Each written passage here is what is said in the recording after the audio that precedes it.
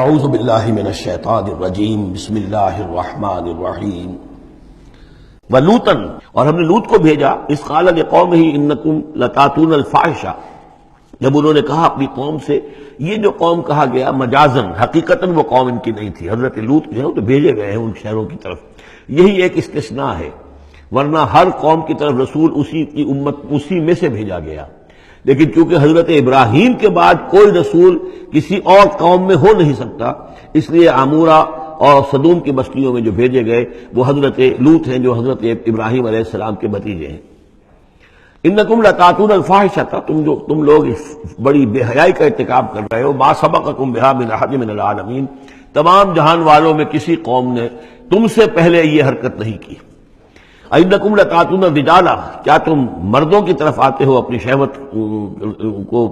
پورا کرنے کے لیے، وتقطعون السبیل، اور راستہ مارتے ہو،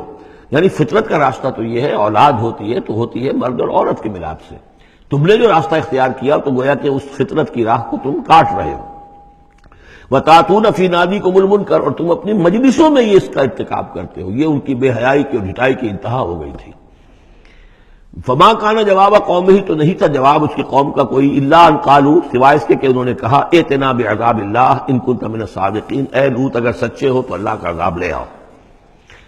قال رب انصرنی علی القوم المفسدین، تو انہوں نے حضرت لوط نے دعا کی پروردگار میری مدد فرما ان مفسدوں کے خلاف۔ ولما جاءت رسلنا ابراہیم بالبشری، اور جب ہمارے جو ایلچی تھے یعنی وہ جو فرشتے آئے تھے انسانی شکل میں ابراہیم کے پاس بشرا لے کر، بشارت لے کر حضرت اسحاق کی ولادت کی، قالوا انا مہلکو اہل هذه القریہ، انہوں نے کہا کہ ہم ہلاک کرنے کے لیے بھیجے گئے ہیں ان بستی والوں کو، ان اہلھا کانوا ظالمین، یقیناً اس کے جو بستی والے جو ہیں، اس بستی کے لوگ رہنے والے وہ بڑے ظالم ہیں، گناہگار ہیں۔ قال ان فیہا لوطا، حضرت ابراہیم نے کہا اس میں تو لوط بھی تو ہے اسی بستی کے اندر۔ قالوا نحن اعلم بمن فیہا، انہوں نے کہا ہمیں خوب معلوم ہے کہ کون کون ہے اس میں۔ لننجینہ اہلہ الا امرأتہ، ہم اسے بچا لیں گے، نجات دیں گے اس کو بھی، اس کے گھر والوں کو بھی، سوائے اس کی بیوی کے، کانت من الغابرین، وہ ہوگی رہ جانے والوں میں۔ ولما ان جاءت رسلنا لوطا، اور جب وہ ہمارے ایلچی جو ہے وہ پہنچے حضرت لوط کے پاس، سیء بہم، ان کو دیکھ کر وہ پریشان ہوئے، وضاق بہم ذرعا، اور ان کا دل جو بہت تنگ ہوا، خوبصورت لڑکوں کی شکل میں آئے تھے۔ وقالوا لا تخف ولا تحزن، انہوں نے کہا نہیں آپ نہ کوئی خوف کھائیں اور نہ کوئی رنجیدہ ہوں، انا منجوک واہلک، ہم تو آپ کو نجات دینے کے لیے آئے ہیں اور آپ کے گھر والوں کو، الا امرأتک، سوائے آپ کی بیوی کے، کانت من الغابرین، وہ پیچھے رہنے والوں ہی میں ہے۔ انا منزلون علی اہل هذه القریۃ رجزا من السماء، ہم نازل کرنے والے ہیں اس بستی کے رہنے والوں پر ایک آفت، ایک عذاب آسمان سے، بما کانوا یفسقون، پر سبب اس فسق کے اور فجور کے اور گندگی کے جو وہ کر رہے تھے۔ وَلَقَدْ تَرَكْنَا مِنْهَا آیَةً بَيِّنَةً، اور ہم نے چھوڑ دیا اس میں سے، اس بستی میں سے کوئی نشانی جو ہے وہ اس وقت تک موجود ہوگی جب کہ قرآن نازل ہوا ہے، اسی لیے کہ قرآن کہتا ہے بار بار تم گزرتے ہو ان بستیوں کے کھنڈرات کے اوپر سے، بَيِّنَةً لِقَوْمٍ يَعْقِلُونَ، ان لوگوں کے لیے کہ جو عقل سے کام لے۔ وَإِلَىٰ مَدْيَنَ أَخَاهُمْ شُعَيْبًا، اور مدین کی طرف ہم نے بھیجا ان کے بھائی شعیب کو، فقال یا قوم اعبدوا اللہ، اور انہوں نے کہا کہ اے میری قوم کے لوگوں اللہ کی بندگی کرو، وارجوا الیوم الآخرہ، اور دیکھو آخرت کے دن کی، قیامت کے دن کی انتظار میں رہو، امید میں رہو، وہ قیامت کا دن آ کر رہے گا۔ ولا تعثوا فی الارض مفسدین، اور زمین میں فساد مچاتے مت پھرو۔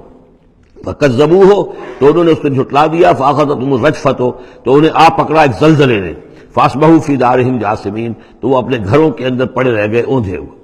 وعادا وثمودا، اسی طرح عاد اور سمود، وقد تبین لکم من مساکنہم، اور تمہیں معلوم ہے کہ ان کے مسکن کہاں تھے، تمہارے لیے واضح ہیں کہاں رہتے تھے، یہ کہاں آباد تھے۔ بزین لہم الشیطان اعمالہم، اور شیطان نے ان کے لیے ان کے برے اعمال کو، مشرکانہ افعال کو مزین کر دیا تھا، اسی میں مگن تھے، خوش تھے۔ فصدہم عن السبیل، اور روک دیا تھا انہیں اللہ کے صحیح راستے سے، صراط مستقیم سے، جو صراط توحید ہے اس سے۔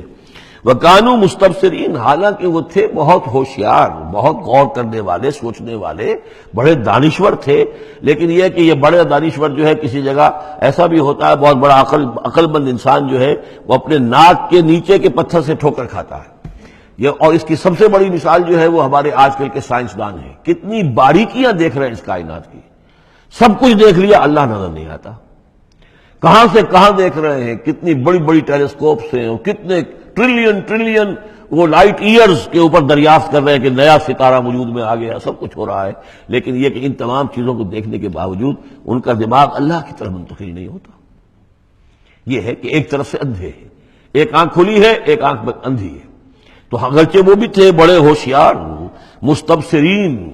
یعنی استبصار جو ہے یہ باب استفال، دیکھنا بڑے غور سے دیکھا کرتے تھے، مشاہدہ کرتے تھے، آبزرو کرتے تھے، سب کچھ تھے، باقی سب کچھ نظر آیا انہیں۔ ڈھونڈنے والا ستاروں کی گزرگاہوں کا اپنے افکار کی دنیا میں سفر کر نہ سکا، وہ ساری جو ہے وہ